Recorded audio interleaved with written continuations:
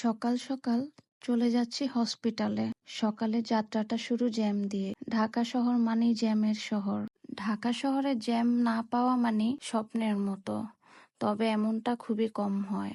যাই হোক, এই তো রিক্সা দিয়ে যাচ্ছি, তাও আবার অটো রিক্সা, যে কারণে বাতাসটা খুব গায়ে লাগছে। তবে আমার শীতকাল পছন্দ, যে কারণে ঠান্ডা লাগলে আমার ভালোই লাগে। এই তো আমি বসে গেলাম মহিলা বগিতে। আল্লাহ বাঁচিয়েছে, একটুর জন্য মেট্রোর ডোরটা অফ হয়নি। 10টা মিনিট বেঁচে গেল। এই তো এটা হলো দিয়াবাড়ি। আমি উত্তরা উত্তর থেকে উঠেছি, আর যেহেতু মহিলা বগিতে বসেছি এখন একটু ভিড় কম, একটু পরে অটোমেটিক অনেক ভিড় হয়ে যাবে। আর আসার সময় কি অবস্থা হবে হয়তো শেয়ার করতে পারি। যাই হোক, আমি মেট্রো থেকে নেমে গিয়েছি, এখন হসপিটালে যাব। আজকে আমি স্কয়ার হসপিটালে ডাক্তার দেখাবো। গত কয়েক মাস ধরেই আমি ডাক্তার দেখাচ্ছি। আসলে নিজের প্রতি যত্ন, খেয়াল রাখা এগুলো আমার একদমই হয় না। জানি না এটা কেন, কি বলবো। যাই হোক, সবাই আমার জন্য দোয়া করবেন। আলহামদুলিল্লাহ, যা আছি বেঁচে আছি আলহামদুলিল্লাহ। বেঁচে থাকলে মানুষের একটু একটু অসুখ হবেই, এটাই স্বাভাবিক। আর যদি হয় জেনেটিক ভাবে, তাহলে তো কিছুই করার থাকে না। তো ফাইনালি আমি হসপিটালের কাছে চলে এসেছি একা একা। আর এই রিক্সাওয়ালা ভাইয়াটা মানে অনেক ভালোভাবে আমাকে নিয়ে এসেছে। এই রিক্সা ভাইয়াটা আমাকে চাইলে রাস্তার ওই পাশ দিয়ে নামিয়ে দিলে আমি এদিক দিয়ে চলে আসতে পারতাম হেঁটে হেঁটে। না, উনি আমাকে একদম হসপিটালের গেটের সামনে নামিয়ে দিল। ধন্যবাদ ভাইয়াটাকে। আসলে আমি যখনই যে রিক্সায় উঠি, প্রত্যেকটা রিক্সাওয়ালা ভাই মামাদেরকে আমি ধন্যবাদ জানাই, এটা আমার ভালো লাগে তাদেরকে বলতে। যাই হোক, আমি হসপিটালের ভিতরে এসে অপেক্ষা করতেছি ডক্টরকে দেখানোর জন্য।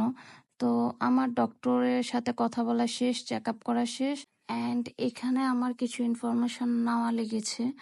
এই তো ইনফরমেশন নেওয়া শেষ, তারপর আমি এখন নিচের ফ্লোরে চলে যাব ফার্মাসিতে। এখানে ফার্মাসিতে হচ্ছে আমার প্রেসক্রিপশনটা পাওয়া যাবে। এই তো প্রেসক্রিপশনটা নিয়ে এখন আমি বের হয়ে যাব। আমি উত্তরা তো ডাক্তার দেখিয়েছি টিসেন্ট হসপিটালে, তারপর 100% শিওর হওয়ার জন্য স্কয়ারে চলে আসি। অ্যান্ড সব কাজে সব জায়গায় একই রিপোর্ট দেখাচ্ছে। যাই হোক, আল্লাহ ভরসা, সবাই আমার জন্য বেশি বেশি দোয়া করবেন যেন আমি সুস্থ থাকি। আমার ডক্টর দেখানো শেষ, তা আমি একটু বিল্ডিং এর সামনে দাঁড়িয়েছিলাম, ভাবতেছি যে কি করা যায়, কোথাও যাওয়া যাবে কিনা। তারপরেই তো মেট্রো রেলের এখানে চলে আসলাম। দেখেন হেলিকপ্টারটা কি সুন্দর যাচ্ছে।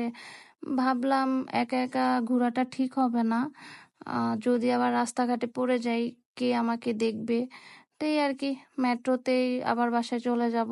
মেট্রোর জন্য অপেক্ষা করতেছিলাম, তবে আমার খুব ইচ্ছে করতেছিল আমি একটু ধানমন্ডি যাব, লেকের পাড়ে বসবো, অনেকদিন যাওয়া হয় না। কি আর করার, বাসায় যেতে হবে যেহেতু একা একা দৌড়াদৌড়ি করতেছি। আর এই যে দেখেন আমার কত কত কি বলবো প্রেসক্রিপশন, রিপোর্ট, হাবিজাবি। যাই হোক, আমি এনজয় করতেছি আমার লাইফটাকে। সুস্থতার মাধ্যমে হোক অসুস্থতার মাধ্যমে হোক, সবকিছু আল্লাহর ইচ্ছায় আলহামদুলিল্লাহ যা আছি সব মিলিয়ে এইভাবে। এই তো বাসার দিকে চলে আসলাম, সন্ধ্যা হয়ে গেল।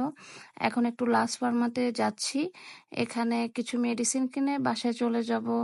সো সবার কেমন লেগেছে আজকের ব্লগটি জানাবেন। ধন্যবাদ। আসসালামু আলাইকুম।